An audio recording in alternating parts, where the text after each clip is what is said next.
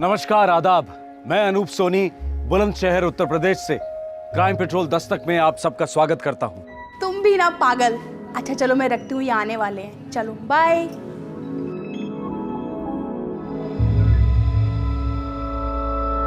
मुझे नहीं पता था आप मेरे पीछे खड़े हो। और मुझे भी नहीं पता था कि मेरे पीठ पीछे ये सब हो रहा है। फिर से शुरू हो गया? तुम रुकने का नाम नहीं लेती। सहेली थी मेरी बचपन की। कोई यार भी हो सकता है, जवानी का। छी, हमारी शादी को 18 साल हो चुके हैं। बच्चों की माँ हूँ आपकी, पत्नी हूँ आपकी। लेकिन खुश नहीं हो मुझसे।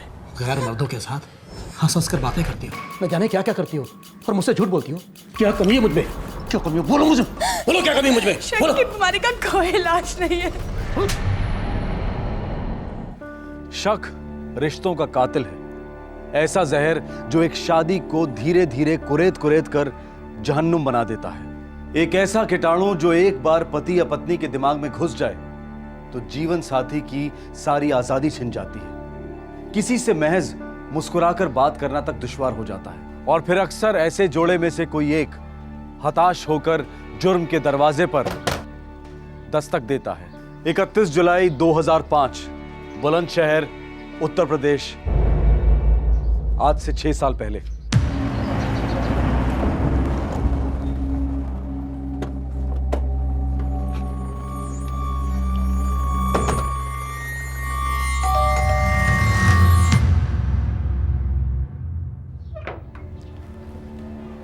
मोहन जी हमारे साथ चलिए। क्यों? कोई खबर मिली है? एक लाश मिली है। लाश? सुरजीत, बेटा सुरजीत, तेरी माँ मिल गई बेटा, तेरी माँ मिल गई।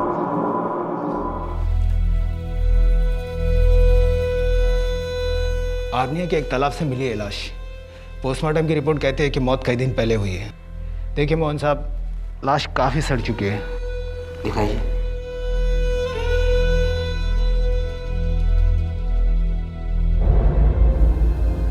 रज्जो, रज्जो, माँ उठो, पापा, रज्जो को क्या हो गया बेटा? क्या कर दिया रे तेरे साथ उन लोगों ने? पापा, माँ को क्या हो गया? माँ उठो, माँ।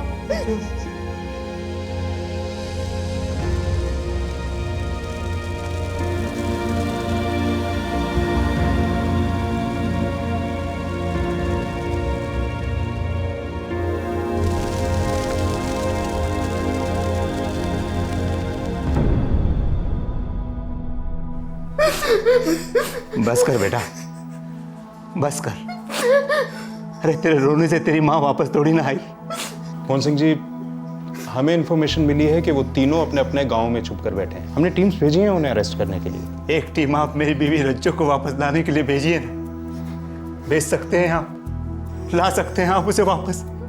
देखिए मोहन सिंह जी, हमने काफी कोशिशें की थी, लेकिन क्या कोशिश की थी आपने? अरे 1 महीने से ऊपर हो गया मेरी बीवी को अगवा हुए, और अब जाके आपको पता चला है कि वो लोग कहाँ हैं, और वो भी सब कुछ हो जाने के बाद। मैं उन्हें छोड़ूंगा नहीं, कोर्ट जाऊंगा, उन तीनों को सजा दिला कर आऊंगा। मैं अपनी रज्जो को इंसाफ दिला कर आऊंगा। मैं 2005 की इस घटना के ठीक 1 महीना पहले पीडब्ल्यूडी इंजीनियर मोहन सिंह और उनका बेटा सुरजीत बुलंदशहर पुलिस स्टेशन आए थे दौड़े दौड़े एक कंप्लेंट दर्ज करवाने। उन्होंने पुलिस को बताया कि मोहन की पत्नी और सुरजीत की मां राजेंद्र उर्फ रज्जो किडनैप हुई है। इस किडनैपिंग के 2 चश्मदीद गवाह थे, खुद मोहन और सुरजीत। सर जल्दी चलिए सर। सर लोग मेरी बीवी रज्जो को उठा के ले गए सर। प्लीज जल्दी चलिए, कुछ कीजिए सर। कौन लोग उठा के ले गए? आप जानते हैं उन लोगों को? बहुत अच्छी तरीके से सर। सर वो तीनों कमीने मेरे पड़ोसी हैं सर। सर एक वो दुकानदार ओम प्रकाश, दूसरा सर वो किराएदार सर मास्टर है सर रविचंद्र, तीसरा सर हवलदार राजीव शुक्ला सर। हमारे डिपार्टमेंट का राजीव शुक्ला? हाँ सर, वही कमीना राजीव शुक्ला सर। सर उन लोगों को उठा लीजिए सर। सर मेरी बीवी को बचा लीजिए, मैं आपके आगे हाथ जोड़ता हूँ सर। कीजिए प्लीज सर, कुछ कीजिए ना प्लीज। लेकिन कहाँ से ले गए, कैसे ले गए? सर वो मैं आपको बताता हूँ। माँ रोज की तरह मंदिर गई थी सर, और मैं भी उनके साथ गया था।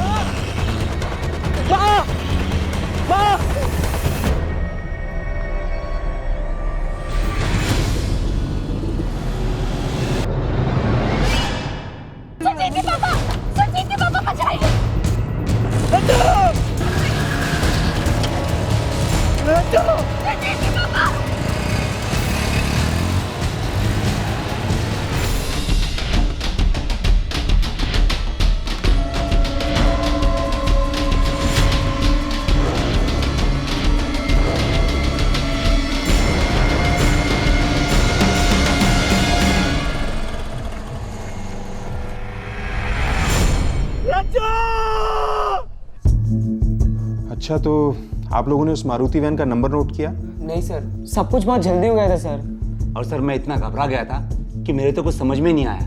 लेकिन हाँ सर, वो गाड़ी सफेद मारुति वैन ही थी, पक्का सफेद मारुति वैन थी। मैंने पीछा किया है सर उस गाड़ी का। आप बता रहे थे कि तीनों किडनैपर्स ने अपने मुंह गमछों से ढके थे। हाँ जी।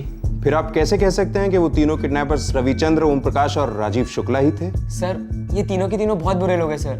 सर वो लोग तो सिर्फ नाम के मेरे पड़ोसी हैं सर। असल में लोग गीदड़ के खाल में छिपे हुए भेड़िए हैं। एक अरसे से सर मेरी बीवी रज्जो पर इनकी गंदी नजर थी सर। और सर वो मास्टर रविचंद्र एक नंबर का कमीना आदमी है सर वो तो। थैंक यू रज्जो जी, आप बहुत अंडरस्टैंडिंग है।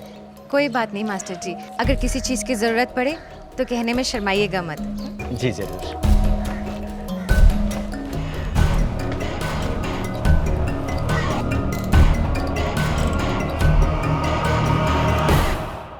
बहुत अच्छे, बहुत हंसमुख है।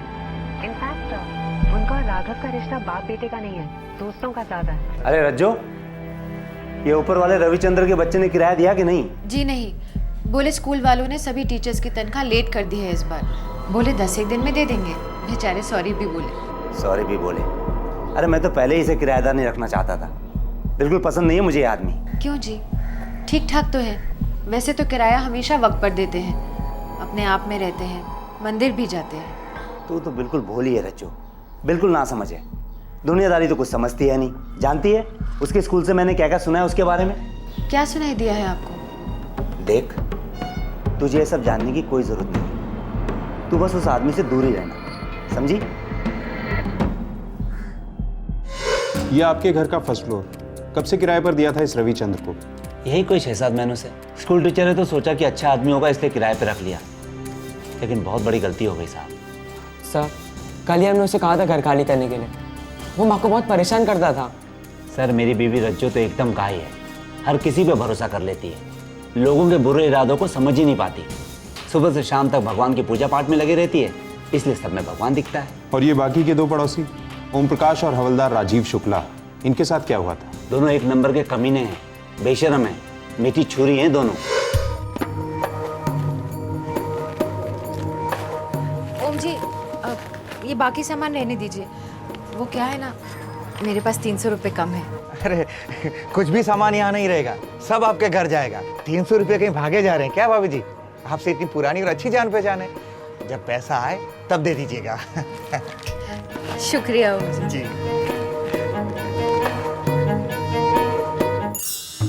हो जाएगा तो बहुत मेहरबानी होगी राजीव जी।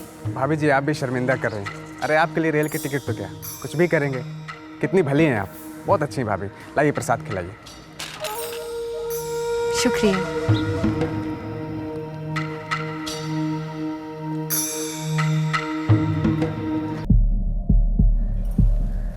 रज्जो, ये हवलदार राजीव शुक्ला, ये तो कभी किसी का काम करता नहीं, फिर तुम्हारे लिए ट्रेन का टिकट क्यों लेकर आया? क्योंकि मैं उनकी पड़ोसी हूँ। माँ मैंने कहा था ना मैं ले आऊँगा, आप हमेशा दूसरों से काम क्यों करवाती है? और वो दुकानदार ओम प्रकाश, वो तो कभी किसी को 1 रुपए का उधार देता नहीं है, फिर तुम्हारे साथ महीने भर का खाता खोलने की बात क्यों करता है? क्योंकि वो जानते हैं कि मैं कहीं भागने वाली नहीं हूँ। लेकिन वो लोग तुम्हारे पीछे भाग रहे हैं, ये बात तुम कब समझोगी रज्जो? माँ एक नंबरी लिच्चड़ आदमी ओम प्रकाश, और वो हवलदार वो भी कुछ कम नहीं है। अरे आप उससे बात क्यों करती हो माँ? तुम दोनों को हो क्या गया है? जब देखो मेरे साथ ऐसे पेश आते हो जैसे मुझे कुछ हो जाएगा। मैं कोई बच्ची हूँ क्या? अरे बच्ची नहीं हो, लेकिन नादान तो हो, भोली हो, बिल्कुल भोली। उन लोगों के इरादों को बिल्कुल नहीं समझती हो। अरे लक्षण रज्जो दस्तक होते हैं, दस्तक। इससे पहले कि तुम्हारे साथ कुछ गलत हो जाए तुम समझ जाओ ना।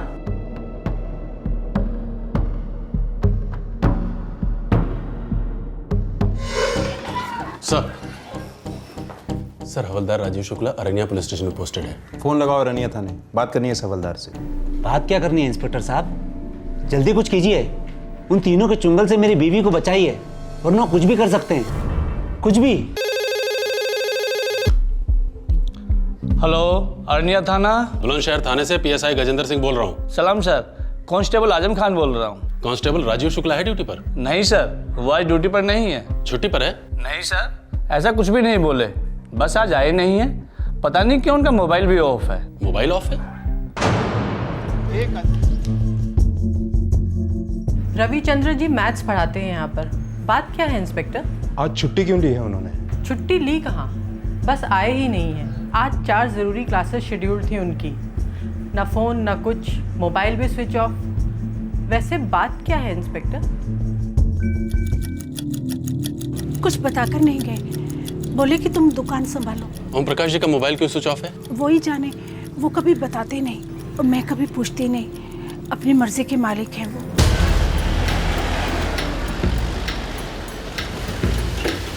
कुछ बात हुई है क्या सर जी?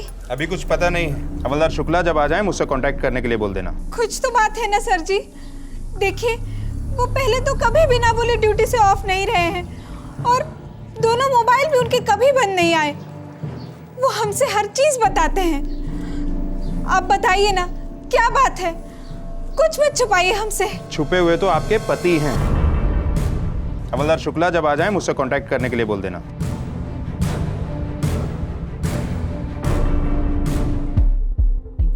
सर वो तीनों काम पर नहीं आए हैं और उनके मोबाइल भी स्विच ऑफ हैं। गजेंद्र, तीनों गायब हैं। सर मुझे लगता है मोहन सिंह का शक सच हो सकता है। पता लगाओ तीनों के और कोई घर वर तो नहीं है। खास दोस्त, अड्डे, सबका पता लगाओ। ठीक है सर। मिसेस रज्जो मोहन सिंह की आबरू ही नहीं, जान भी खतरे में हो सकती है।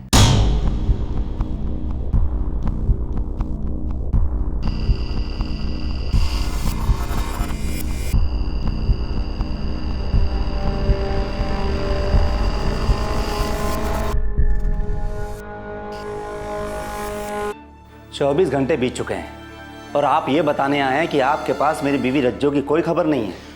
देखिए, हमने आसपास के पुलिस थानों को भी शामिल किया है। रज्जो जी की फोटोग्राफ्स भी सर्कुलेट हुई और सारे चेक नाके सफेद मारुति वैन पे नजर रखे हुए हैं। लेकिन कोई तो खबर होगी मेरी बीवी रज्जो की। एक खबर है। क्या? जिन 3 पड़ोसियों के नाम आपने लिए थे, स्कूल टीचर रविचंद्र, किराने वाला ओम प्रकाश और हवलदार राजीव शुक्ला, ये तीनों के तीनों गायब हैं। ये खबर है?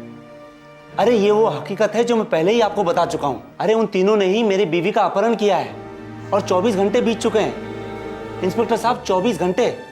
अरे इतने समय में तो किसी भी औरत के साथ कुछ भी हो सकता है। मेरे बारे में तो सोचिए, मेरे लड़के पे क्या बीत रही होगी।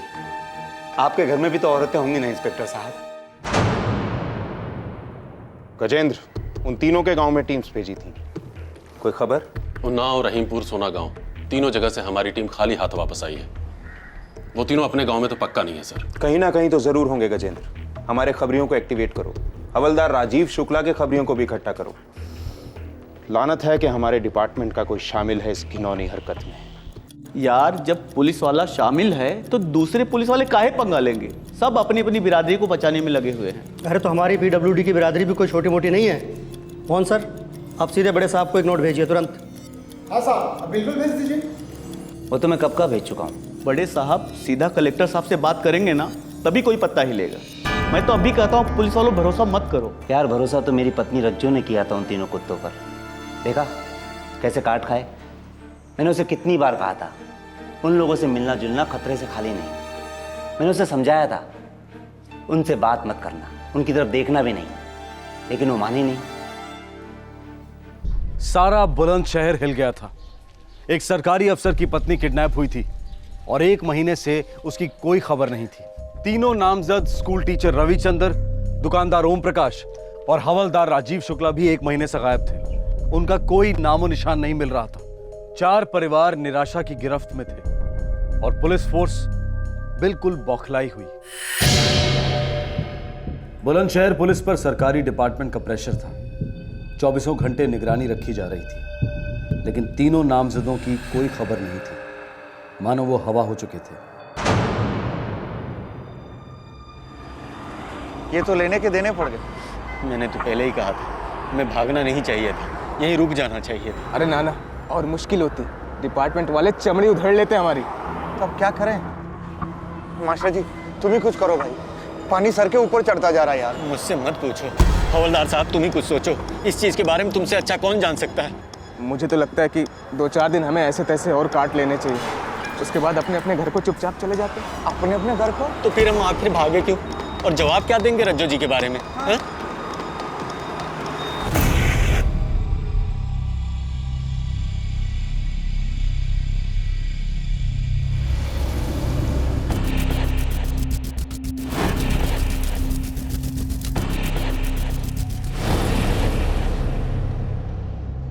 24 जुलाई 2005 अरनिया पुलिस को एक तालाब से एक औरत की लाश मिली। ये लाश काफी सड़-गल चुकी थी। पोस्टमार्टम के 7 दिन बाद तक ये लाश लावारिस पड़ी रही। चूंकि रज्जो का केस गरमाया हुआ था, इसलिए स्वाभाविक तौर पर शिनाख्त के लिए मोहन सिंह को बुलाया गया। बाप बेटे दोनों ने रज्जो को आइडेंटिफाई किया। अब रज्जो की किडनैपिंग का केस रज्जो मर्डर केस में तब्दील हो गया। मैं उन तीनों को सजा दिला के रहूंगा। मैं अपनी रज्जो को इंसाफ दिला के रहूंगा। हमारा यकीन कीजिए मोहन सिंह जी, हम भी वही चाहते हैं। हम आपकी पत्नी के हत्यारों को गिरफ्तार करके रहेंगे। उनमें से एक आपके डिपार्टमेंट का आदमी है, गिरफ्तार करेंगे आप? बड़े दुख की बात है मोहन सिंह जी, अगर आप ऐसा सोचते हैं। खैर छोड़िए, जब हत्यारे गिरफ्त में होंगे तब देखिएगा आप जान जाएंगे कि पुलिस डिपार्टमेंट क्या चीज है। चलते हैं, चलो।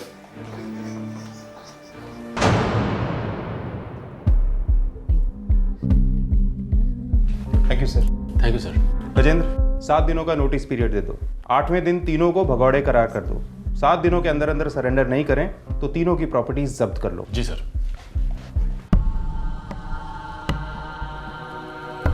देखो भाई, हम लोगों के पास कोई और चारा तो है नहीं, और वैसे भी हमारे कारण हमारे घर वालों की तो बैंड बज चुकी है। रज्जो जी इस दुनिया में नहीं है, और अब बहुत जल्द हम भी वहीं जाने वाले हैं। हम तीनों की कब्रें खुद चुकी हैं। तो फिर हम जिंदा लाशों की तरह क्यों भटकते रहे?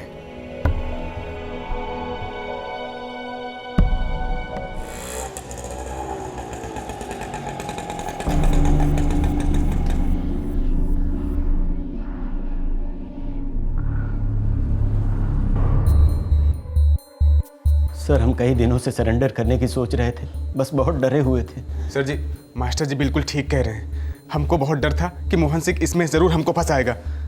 सर, हमें मालूम है कि हम इस मामले में पूरी तरह से फंस चुके हैं, लेकिन हमारा यकीन कीजिए सर, हम तीनों बेकसूर हैं सर।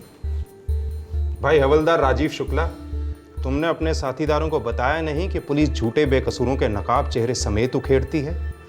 सर जी, अब हम तीनों सरेंडर करने आए हैं। दूध से पैर धोएं तुम्हारे, या फिर ऐसे धो डालें कि दोबारा पैरों की जरूरत ही ना हो।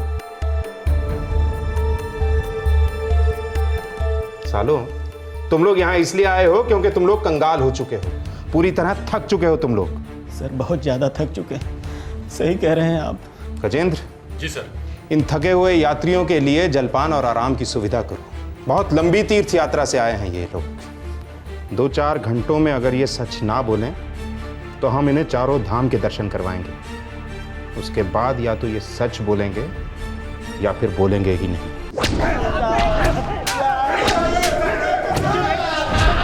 साले, मास्टर होके ऐसी करता है? हमारा यकीन कीजिए साहब, हम इसलिए भाग गए थे क्योंकि हमें पता चला कि रज्जो जी का किडनैप हो गया है और वो पागल मोहन सिंह हमारा नाम लेने जा रहा था। साहब, भगवान की कसम, इस किडनैपिंग के बारे में हम लोग को कुछ भी मालूम नहीं था। हमारा कोई हाथ नहीं था इसमें। तुम तीनों की उस औरत पे नजर थी। एक अधेड़ उम्र की शादीशुदा औरत को तुम तीनों ने मिलकर बर्बाद किया। पुलिस की पूछताछ पूरे 4 दिन तक चली। 3rd डिग्री के इस्तेमाल के बावजूद तीनों आरोपी एक ही सुर में गा रहे थे, एक ही बात दोहरा रहे थे कि वो बेकसूर है। ये कोई क्रिमिनल रिकॉर्ड वाले छटे हुए हिस्ट्री शीटर्स नहीं थे जो पुलिस की मार के आदी थे। एक स्कूल टीचर था, एक दुकानदार था और एक खुद पुलिस वाला। अब सवाल यह था कि अगर ये तीनों झूठ नहीं बोल रहे थे तो फिर सच क्या था? सर, कोर्ट ने उन तीनों की कस्टडी बढ़ा दी है 1 हफ्ते के लिए। मुझे डाउट है कि इससे कुछ फायदा हो, और हैरानी की बात यह है कि इतनी पिटाई के बाद भी तीनों मुंह नहीं खोल रहे हैं। सर, शायद उनके मुंह में कुछ हो ही ना। शायद मोहन सिंह के पेट में कुछ हो। मेरी पत्नी रज्जो मर चुकी है इंस्पेक्टर साहब, अब और क्या जानकारी चाहिए आपको? 4 दिनों तक उन तीनों को लगातार पिटाया हमने। बड़े बड़े क्रिमिनल्स भी 2 दिन तक नहीं टिक पाते। अब आप उन तीनों के साथ क्या कर रहे हैं ये तो मैं देखने आया नहीं। अरे इसकी मां मरी है, मेरी पत्नी मरी है, 18 साल की शादी थी हमारी, इस घर की इज्जत थी वो, लक्ष्मी सरस्वती सब कुछ। और सबसे बड़ी बात, अभी तक ये पता नहीं चल पाया है कि उन तीनों ने उसे मारने से पहले उसके साथ क्या क्या किया था। फिर भी अगर आपसे नहीं होता है ना तो आप उन तीनों को मेरे और मेरे बेटे के हवाले कर दीजिए। हम सच उगलवाएंगे उनसे, चाहे जितना भी वक्त लग जाए। मिस्टर रविचंद्र और हवलदार राजीव शुक्ला के बेल के कागजात। और ओम प्रकाश? उनकी जमानत नहीं। क्यों? ये तो आप कोर्ट से जाके पूछिए। फिलहाल मेरे ये 2 क्लाइंट्स और 1 दिन भी जेल में नहीं होने चाहिए। वैसे भी काफी टॉर्चर किया आपने उनका। वकील साहब, साइकिल चोरी के केस में अंदर नहीं हुए हैं ये तीनों। केस क्या है, किसने क्या किया है, ये तो वक्त आने पर कोर्ट में डिसाइड होगा। इंस्पेक्टर, मेरे क्लाइंट्स प्लीज। गजेंद्र। जी सर। रविचंद्र और राजीव शुक्ला के ऑर्डर्स तैयार करो। Yes sir. तीनों आरोपी पूरे 2 महीने पुलिस कस्टडी में रहे, जहां उनसे हर तरीके से पूछताछ की गई, पर केस रत्ती भर भी आगे नहीं बढ़ा। अरे रविचंद्र, राजीव शुक्ला, चलिए आप लोगों की जमानत हो गई है। हाँ? अरे हवलदार साहब, मैं ओम प्रकाश, मेरी जमानत? अरे नहीं नहीं, इन दोनों की हुई है सिर्फ। रविचंद्र और राजीव शुक्ला की बेल मंजूर हो गई क्योंकि उनके वकील एडवोकेट मसीह ये साबित कर पाए थे कि किडनैपिंग के दौरान वो किसी और ही जगह मौजूद थे। दुकानदार ओम प्रकाश के लिए की गई आर्ग्यूमेंट से कोर्ट संतुष्ट नहीं था और उसकी बेल रिजेक्ट हो गई। सर, मेरी बीवी के 2 हत्यारों को बेल हो गई है। वो खुलेआम घूम रहे हैं, मजे ले रहे हैं, जबकि उन्हें उम्र कैद की सजा होनी चाहिए। मोहन सिंह, केस कोर्ट में है और कानून को अपना काम करने दो। फिर तो गई भैंस पानी में सर, फिर तो कुछ भी नहीं होगा। सर, आपसे रिक्वेस्ट है, होम मिनिस्टर को कम से कम एक ऑफिशियल लेटर भेजिए ना प्लीज। होम मिनिस्ट्री को लेटर लिखना बचकानी हरकत होगी, और अब वो जमाना नहीं रहा जब केस सॉल्व होने में बहुत ज्यादा समय लगता था। देखना, बहुत जल्द केस की सुनवाई होगी, केस फास्ट ट्रैक चलेगा। फिर भी सर, अगर ऊपर से थोड़ा दबाव रहेगा तो केस और भी फास्ट ट्रैक हो जाएगा। सर, मेरे बारे में सोचिए, मेरे बेटे के बारे में सोचिए। सर, वो तो जवान है, उसका तो खून खोलेगा ही खोलेगा, खास तौर से तब जब वो दोनों आंखों के सामने होंगे। मोहन सिंह, मुझसे जो भी बन पड़ेगा मैं करूंगा, तुम कानून पे भरोसा रखो। देखो, तुम लोगों का केस मैंने लिया है, इसलिए तुम लोगों को इंसाफ दिलाना मेरा काम है, और अगर तुमने जुर्म किया भी है तो तुम्हें कम से कम सजा दिलाना मेरा फर्ज।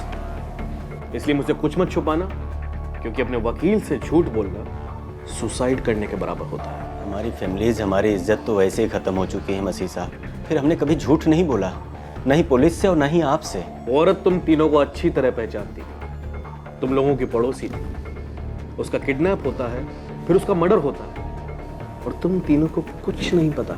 हमारे अलावा और 56 पड़ोसी वकील साहब। लेकिन मोहन ने सिर्फ तुम तीनों का नाम लिया है। वकील साहब, ना तो हमने किडनैपिंग की है और ना ही हमने कत्ल किया है। हम लोगों ने कुछ भी नहीं किया। तो फिर किसने और क्यों?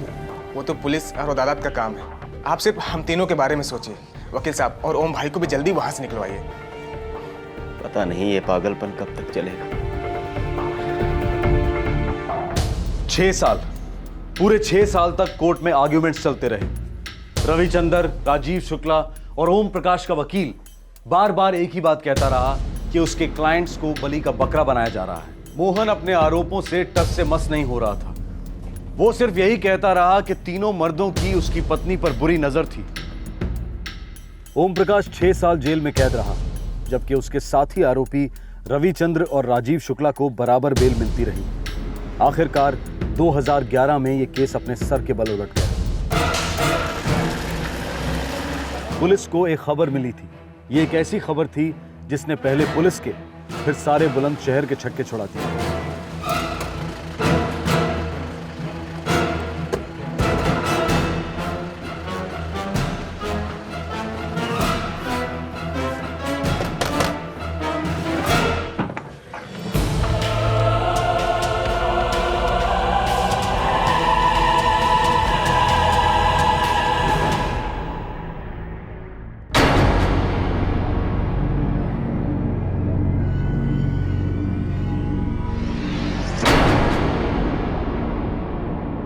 पूरे 6 साल बाद बुलंदशहर पुलिस के सामने एक औरत खड़ी थी जो ये कह रही थी कि वो रज्जो है, वही रज्जो जो अगवा की गई थी, वही रज्जो जिसकी मौत हो चुकी है। क्या ये वाकई मोहन सिंह की बीवी थी? और अगर थी तो फिर अपहरण किसका हुआ था और लाश किसकी मिली थी? 2005 के पेचीदा केस की गांठें अब जाकर 2011 में खुलने लगी। मोहन सिंह जी, हम कर करा के और कर क्या सकते हैं? कानून ने रविचंद्र और राजीव शुक्ला को बेल दी है। वैसे वो अभी तक शक और कानून के दायरे से बाहर नहीं है। लेकिन आप कानून के रखवाले तो है ना इंस्पेक्टर साहब, आप उन दोनों के खिलाफ और सबूत इकट्ठा क्यों नहीं करते? सर जी, 6 साल में जो बन पाया है हमने किया है। नहीं किया है इंस्पेक्टर साहब, मेरी बीवी को मारकर नहर में फेंक दिया गया और अभी तक आप ये पता नहीं लगा पाए कि उसको मारने से पहले उसके साथ क्या क्या किया गया था। आपको अभी तक मर्डर वेपन नहीं मिला है, आपको वो सफेद रंग की मारुति वैन नहीं मिली है जिसमें मेरी बीवी को अगवा किया गया था। 6 साल बहुत होते हैं इंस्पेक्टर साहब इन सारी चीजों को ढूंढने के लिए, और छुपाने के लिए भी बहुत होते हैं मिस्टर मोहन सिंह। 6 साल काफी लंबे होते हैं। बात 5-6 साल की नहीं है। वक्त पर हमारा अधिकार नहीं होता है, उसे हम नहीं बनाते। पर इज्जत हम खुद बनाते हैं, उसकी रक्षा भी करते हैं। एक बार वो चली गई तो वापस कभी नहीं आती। अब कभी भी रिहा हो जाऊं, क्या फर्क पड़ता है? शक ने तो उम्र कैद की सजाई दी है, मुझे भी और मेरे परिवार को भी। कुछ समझ में नहीं आ रहा साहब, मैं दुकान संभालूं या घर? हमारी बेटी की उम्र शादी के लायक हो चुकी है, पर उसके लिए कोई रिश्ता नहीं आता। सब कहते हैं उसका बापू खूनी है, गंदे गंदे इल्जाम लगाते रहते हैं। और हमारा बेटा, वो तो अपने बापू से मिलने तक नहीं जाता, अपने नाम के साथ उनका नाम तक नहीं जोड़ता। ये सजा कब तक चलेगी साहब? देखिए, जब अदालत अपना फैसला सुनाएगी तभी पता चलेगा।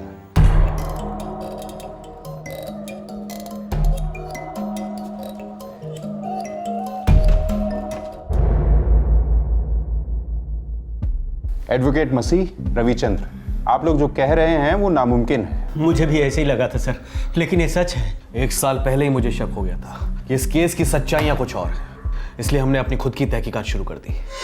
वकील साहब, ये हर बार ही तारीख शिफ्ट हो जाती है, छुट्टी वेस्ट हो जाती है मेरी, बेचैनी बढ़ती है। कब अपना नाम क्लियर कर पाऊंगा पूरी तरह? रवि, अब जो कुछ करना है हमें खुद करना होगा।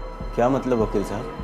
मतलब ये कि कोर्ट जब तक पुलिस को आगे इन्वेस्टिगेशन करने के लिए नहीं कहती, तब तक पुलिस कुछ नहीं करेगी। कोर्ट में हजारों केस चल रहे हैं, मगर तुम्हारे पास जिंदगी सिर्फ एक है। तो हम क्या कर सकते हैं वकील साहब? खुद पुलिस बन के इन्वेस्टिगेशन कर सकते हैं। रवि, ये जो औरत रज्जो है, उसके अतीत के बारे में तुम मुझे कुछ बता सकते हो? उसका कोई पुराना दुख, कोई दर्द, कोई गुजरा हुआ हादसा? वकील साहब, वो तो हमेशा मुस्कुराती रहती थी, मदद करने में हमेशा आगे। बस एक बार आंखों में आंसू देखे थे उसके। हाँ भैया, सुनाइए। अच्छा, अरे ये तो बहुत अच्छी खबर है। लड़की कहाँ की है? लड़की बिहाना गांव की है। नहीं नहीं भैया, मैं नहीं जानता हूँ बिहाना गांव के बारे में। अच्छा भैया, रखता हूँ, पाए लागू। मास्टर जी। जी रज्जू जी। वो आप अभी बिहाना गांव के बारे में बात कर रहे थे ना? अरे हाँ, मेरे भतीजे की शादी तय हुई है, लड़की बिहाना की है। आप जानती है बिहाना गांव को? मेरा मायका है बिहाना। अरे वाह, कैसा है ये गांव? बड़ा है क्या? अभी कैसा है पता नहीं। क्या हुआ रज्जू जी? कुछ नहीं, कुछ नहीं। मतलब रज्जो एक अरसे से अपने मायके नहीं गई थी? हाँ, हो सकता है। चलो हम चलते हैं। फिर आप दोनों बिहाना गए, क्या पता चला वहां से? एक दूसरे ही गांव का पता मिला। क्या मतलब? बिहाना गांव के लिए रज्जो जी मर चुकी थी। अगर कोई 7 साल तक गायब रहे तो आपका कानून भी उसे मरा हुआ घोषित कर देता है। मेरी बहन 23 साल पहले इस घर से ब्याह कर गई थी, तब से दोबारा उसने इस घर में एक बार भी कदम नहीं रखा। न उसने खबर दी और न ली। आपने कोशिश भी नहीं की? ताली एक हाथ से नहीं बजती वकील साहब। रज्जो के लिए हम मर चुके हैं, तो हमें भी जिंदा होने का कोई शौक नहीं है। नमस्कार।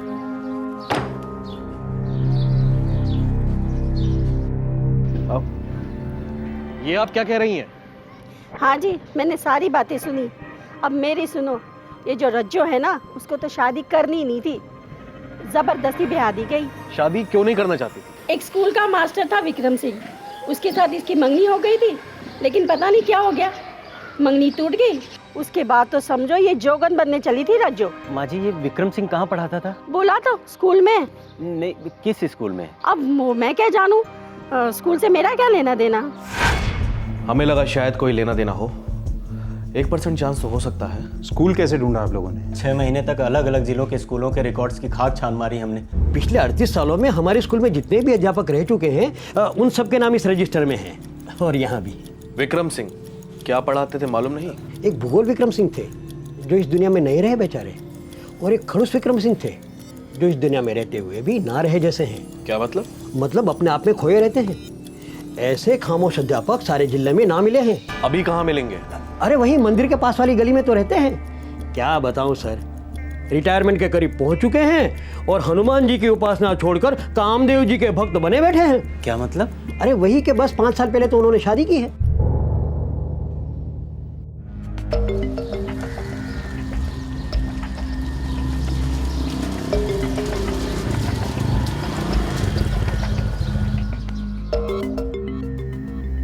वकील साहब, हाँ शायद यही विक्रम है।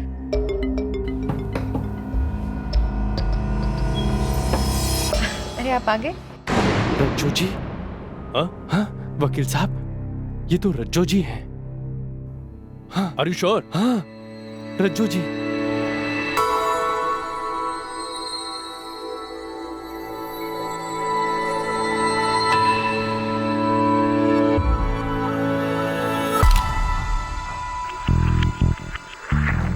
शक्ल तो मिलती है सर, दोनों एक ही शक्लें हैं और रज्जो जी ही हैं। भारत नगर है गांव का नाम। मैंने आसपास वालों से पूछा था, सबने यही कहा कि 6 साल पहले शादी करके लाया था उसे, एग्जैक्टली उसी टाइम जिस वक्त रज्जो यहाँ बुलंदशहर से गायब हुई थी, और बाद में पता नहीं किसी की लाश मिलती है। इंस्पेक्टर, ये बहुत बड़ी साजिश है। और कुछ एडवोकेट मसीह? इंस्पेक्टर साहब, ये बहुत कुछ है, और मैं किसी अच्छी खबर की उम्मीद करता हूँ। ये खबर जब तक हम लोग चेक नहीं कर लेते, आप दोनों अपने पास ही रखें। खबर तो पक्की है इंस्पेक्टर साहब, और अगर आप एक्शन ले रहे हैं तो हमें किसी को बताने की क्या जरूरत है। इजाजत दीजिए। जी नमस्कार।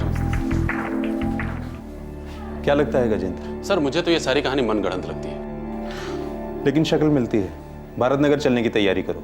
रज्जो की किडनैपिंग और उसकी हत्या के पूरे 6 साल बाद खबर आई कि रज्जो जिंदा है। वो अपने 18 साल पहले के मंगेतर विक्रम के साथ नया घर बसाकर रह रही थी। एक आरोपी और उसके वकील ने ये चौंकाने वाली खबर लाकर दी थी, और बतौर सबूत उन्होंने एक फोटोग्राफ पेश की। लेकिन पुलिस के लिए ये फोटोग्राफ फिलहाल महज एक सुराग था, सबूत नहीं। सबूत उन्हें पुलिस प्रोसीजर्स के तहत इकट्ठा करके अदालत के सामने पेश करने थे। ये केस बहुत ज्यादा सेंसिटिव था, क्योंकि पिछले 6 सालों में 4 परिवारों पर कहर टूट चुका था। 3 आरोपियों का परिवार और एक पीड़ित का परिवार। रज्जो की सच्चाई जानने के लिए पुलिस की टीम तुरंत बुलंदशहर से निकल पड़ी। इस केस का एक नया पहलू उनके लिए इंतजार कर रहा था।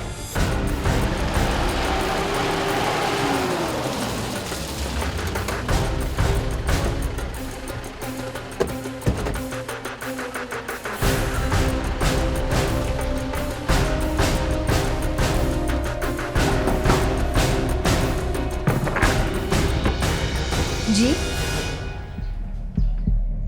आपका नाम? जी मैं रज्जो। आप शादीशुदा हैं? जी हाँ। पति का नाम? विक्रम सिंह। विक्रम। क्या बात है इंस्पेक्टर, क्या हुआ? जी जी यही है मेरे पति विक्रम सिंह। जी आप लोगों को हमारे साथ बुलंदशहर चलना होगा, बाकी बातें रास्ते में करेंगे। चलिए।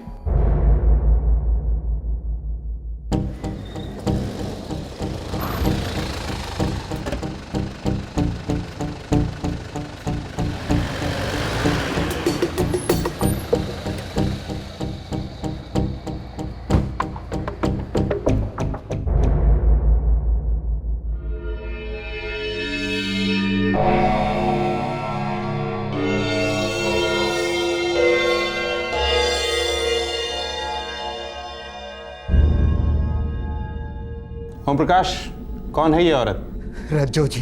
हवलदार? रज्जो भाभी साहब। मास्टर जी। सर मैं तो पहले ही बता चुका हूँ। ओपन एंड शट केस है इंस्पेक्टर। मेरे तीनों क्लाइंट्स क्लीन हैं। रुकिए एडवोकेट मसीह साहब, रुकिए। अभी मोहन सिंह जी और सुरजीत ने कुछ कहा नहीं है। मोहन सिंह जी, मैं इस औरत से जानना चाहता हूं, ये कौन है?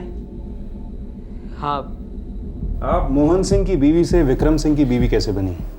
इस आदमी के शक ने मुझसे मेरा बच्चा, मेरी जिंदगी, सब कुछ छीन लिया। 18 साल मैं इसके साथ रही पत्नी बनकर, इसे अपना सब कुछ दिया, लेकिन इसने सिर्फ शक किया। रज्जू जी, इस बार मेरी तनख्वाह थोड़ी लेट आएगी, किराया 1 हफ्ते बाद दूंगा। कोई बात नहीं मास्टर जी। कोई बात क्यों नहीं है? हाँ, कोई बात तो जरूर है। ये क्या गन चल रहा है तुम दोनों के बीच में? कैसी बातें कर रहे हैं आप? तू अंदर चल, चल अंदर। मोहन भाई साहब, ये ओए साले, भाई साहब भी बोलता है और मेरी बीवी रज्जो पे बुरी नजर भी रखता है। हाँ, चल घर से निकल, तू घर से निकल कुत्ते, वरना मैं पुलिस के पास जाऊंगा, समझे? देख रहे हो ना भाई साहब आप लोग? हाँ, अरे कमीनेपन की हद होती है। मेरी बीवी रज्जो पे नजर रखता है ये आदमी। शिक्षक कहता है अपने आप को, शिक्षक। थू।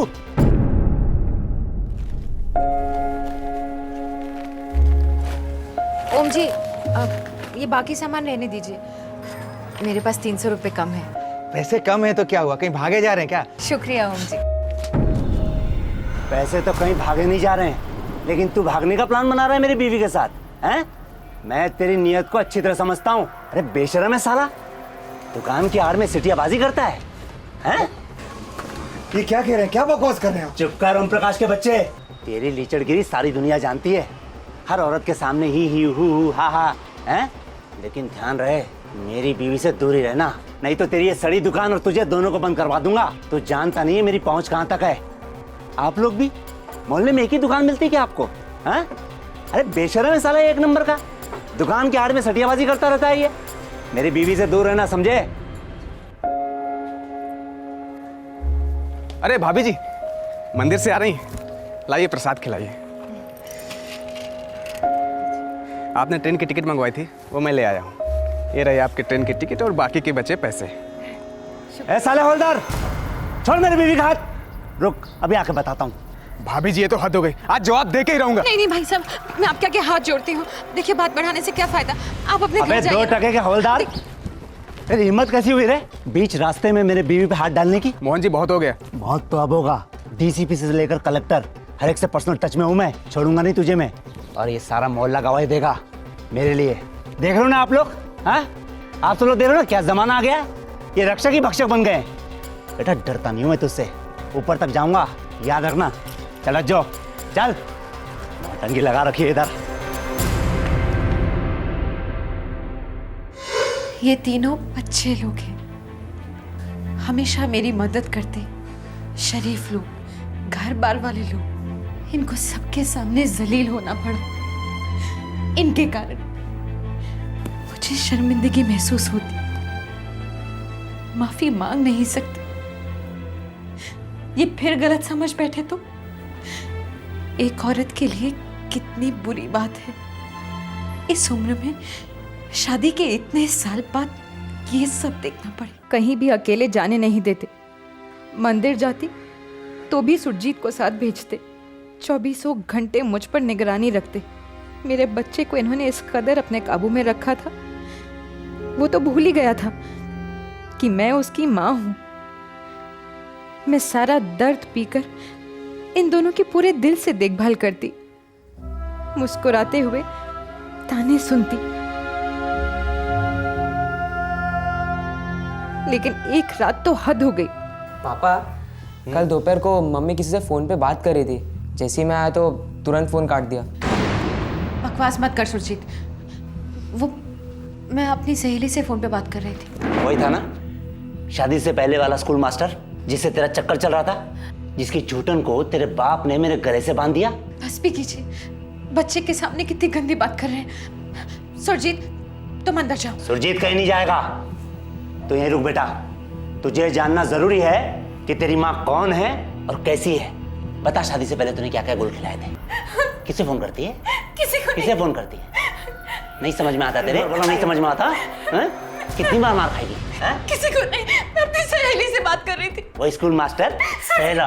रोको ना अपने पापा को, रोको ना इन्हें। रोकू? मैं रोकू? मेरा तो दिल करता है कि मैं भी आपको मारूं। सुना बेटे ने क्या कहा? हैं? बता किसको फोन कर रही थी? बता किसे फोन कर रही थी? हैं? मोहल्ले वालों के साथ भी गुलछर्रे उड़ाती है? किन किन लोगों के साथ तेरा चक्कर है? बता। शादी के तुरंत बाद इन्होंने मेरे घर वालों से सारे रिश्ते नाते तोड़वा दिए। जब बाबा गए तब भी जाने नहीं दिया। पूरे 18 साल किसी से मिलने नहीं दिया। और फिर उस रात जैसा लगा जैसे मेरा बच्चा, मेरा सुरजीत भी मुझसे अलग हो गया है। उस रात मेरे अंदर कुछ टूट गया और मैंने वो घर छोड़ दिया।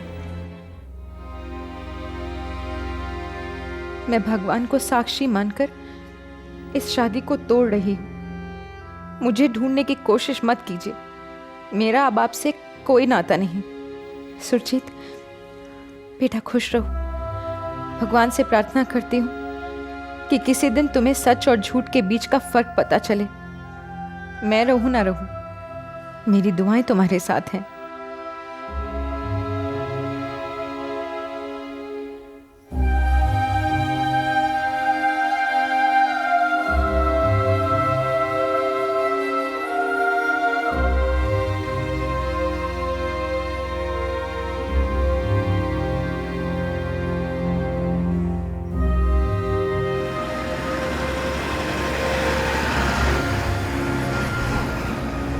मेरे पास 2 रास्ते थे, या माँ बाप के यहाँ लौट जाऊं या फिर बनारस जाकर किसी आश्रम में भर्ती हो जाऊं।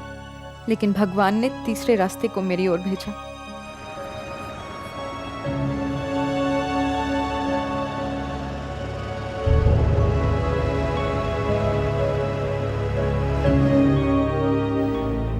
इनके सारे घिनौने इल्जामात झूठे हैं। शादी से पहले मेरी विक्रम जी से सगाई हुई थी।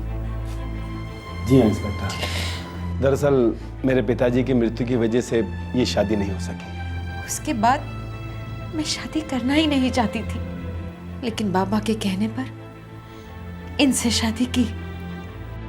लेकिन शादी के बाद इन्हें अपना सब कुछ माना, सिर्फ इन्हें। किसी दूसरे की तरफ देखा तक नहीं। पूरे 18 साल। बस मुझे और जिल्लत नहीं सहनी थी। और जब रज्जो ने मुझे अपनी सारी बात बताई तो मैंने इनके सामने शादी का प्रस्ताव रखा। और मेरी खुशकिस्मती है कि इन्होंने हाँ कर दी। अपनी सारी बुरी यादें भुला दो अब रज्जो, और आज से एक नई शुरुआत। आधी जिंदगी तो खत्म हो गई ना विक्रम जी। लेकिन अभी आधी जिंदगी तो बाकी है ना रज्जो, और नियति की जो मर्जी है उसे हमें स्वीकार तो करना पड़ेगा ना। अब मुस्कुरा दो।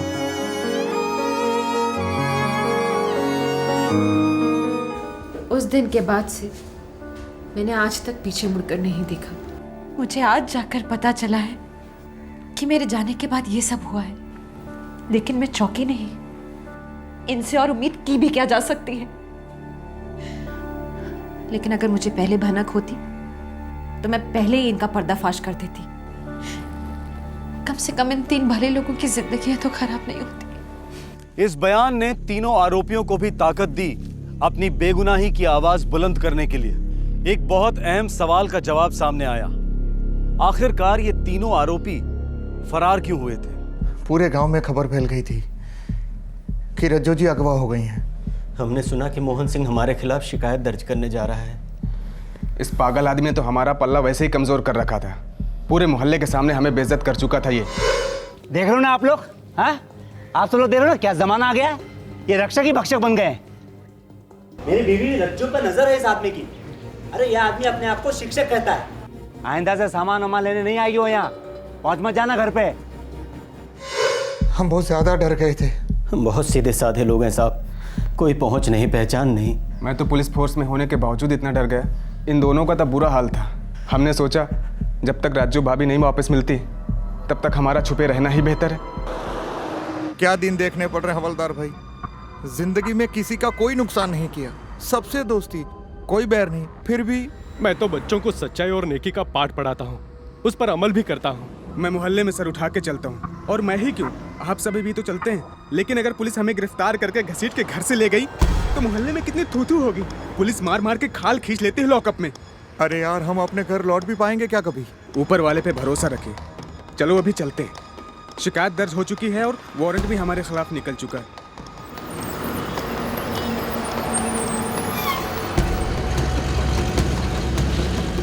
हम रोज भगवान से प्रार्थना करते थे कि रज्जो भाभी के अपहरणकर्ता उन्हें छोड़ दें, ताकि हम इज्जत के साथ अपने घर लौट सकें। बहुत बुरी हालत हो गई थी हमारी, घर वालों की याद, और ऊपर से पैसे भी सारे खत्म हो गए थे। लेकिन 1 महीने बाद जब लाश मिलने की खबर आई तो हमें लगा कि अब और भागने छुपने में कोई फायदा नहीं, कब्रें खुद गई हैं हमारी।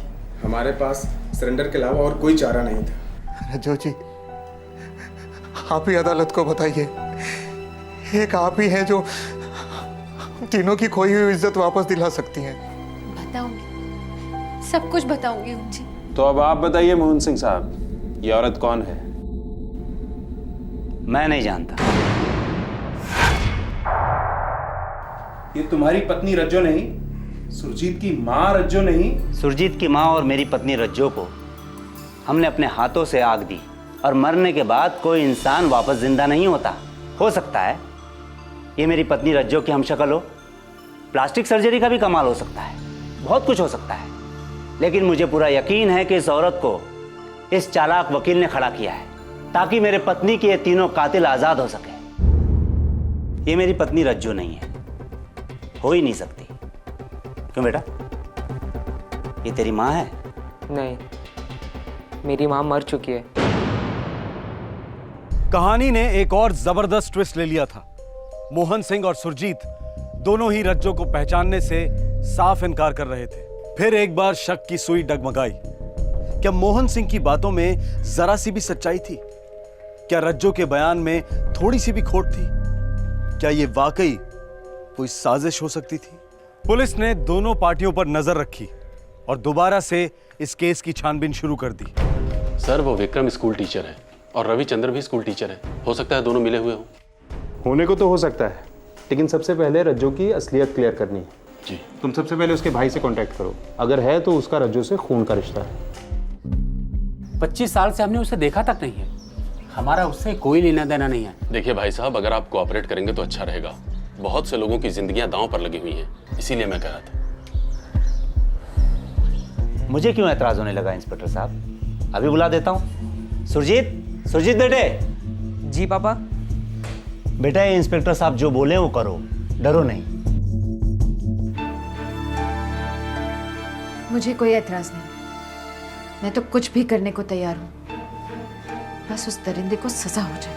अपने आप को रज्जो कहने वाली औरत, असली रज्जो का बेटा सुरजीत और असली रज्जो का भाई, तीनों का डीएनए टेस्ट करवाया गया। यह टेस्ट शक को यकीन में बदलने वाला था। 4 परिवारों को इस टेस्ट का बेहद इंतजार था और रिजल्ट ने सारे शक दूर कर दिए। रज्जो और उसके भाई का डीएनए टेस्ट मैच हुआ। रज्जो और सुरजीत का डीएनए टेस्ट मैच हुआ। रज्जो वाकई रज्जो थी, सुरजीत की मां और मोहन सिंह की पत्नी जिससे उसने रिश्ता तोड़ा था।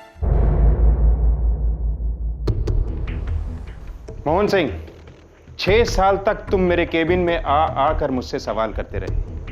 आज मैं तुम्हारे घर आया हूं, मुझे कुछ जवाब चाहिए। कैसा जवाब? रज्जो की किडनैपिंग और लाश की सच्चाई क्या है? वो तो 6 साल पहले ही मैं आपको बता चुका हूँ। 6 साल पहले मैंने और मेरी टीम ने 3 बेगुनाह लोगों को जानवरों की तरह पीटा, उन पर केस किए, उनकी जिंदगियां बर्बाद हुई। तुम्हारी जिंदगी मेरे लिए बहुत कम मायने रखती है, तो चुपचाप सच बोलोगे तो शायद जियोगे। अरे रज्जो, रज्जो,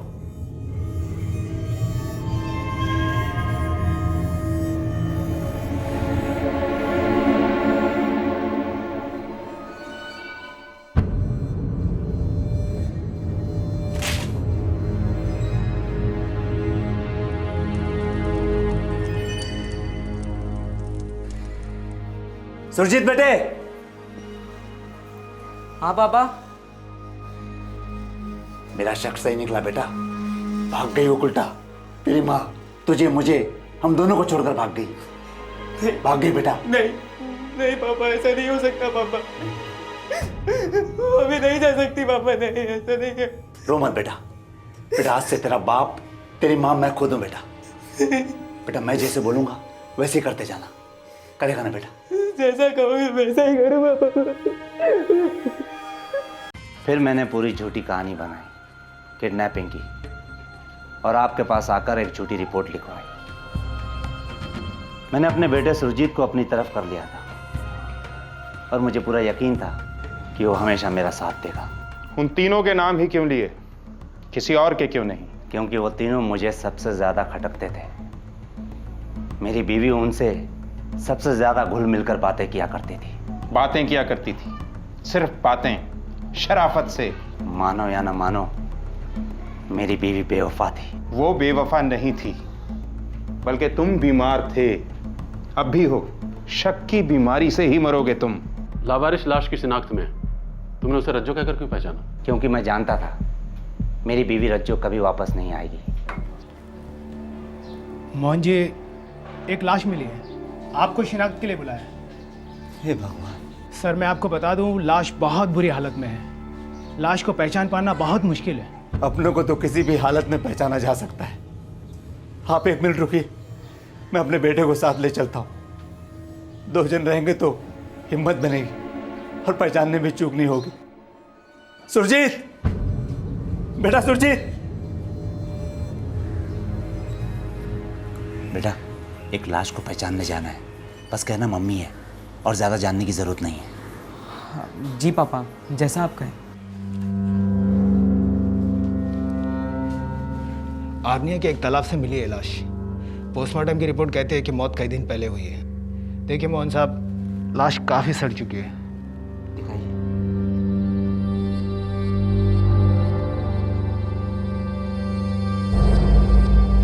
रज्जो, रज्जो, माँ, क्या कर दिया था तेरे साथ उन लोगों ने? पापा। उन तीनों कमीनों पर मर्डर और किडनैपिंग का चार्ज लगाकर मैं आधी लड़ाई तो वैसे ही जीत चुका था। ऊपर से उन तीनों बेवकूफ़ों का भागना मेरा काम आसान कर गया।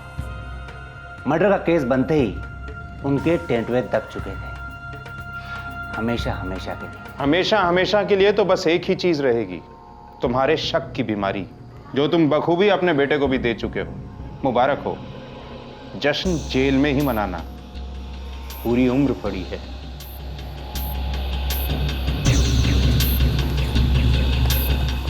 मोहन सिंह और सुरजीत को संगीन झूठे इल्जाम लगाने और झूठे बयान देने के जुर्म में गिरफ्तार किया गया।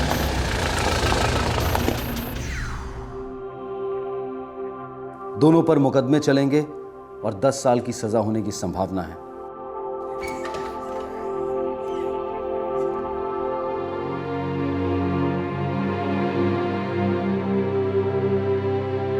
अदालत ने ओम प्रकाश को बाइज्जत बरी किया है। कांस्टेबल राजीव शुक्ला और स्कूल टीचर रविचंद्र के खिलाफ केसेस भी खारिज किए गए हैं।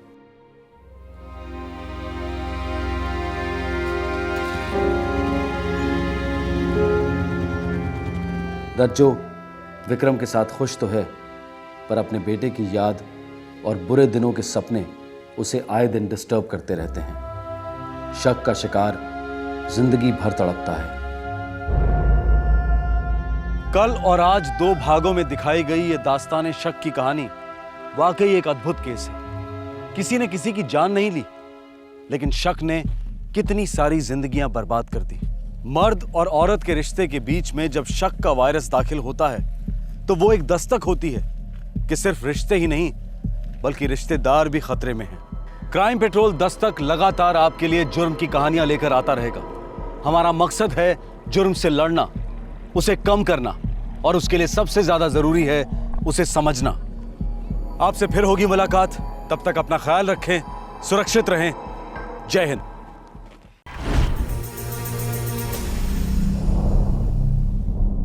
क्राइम पेट्रोल्स के और भी दिलचस्प कहानी देखने के लिए हमारे चैनल को सब्सक्राइब करें और बेल आइकॉन दबाना न भूलें।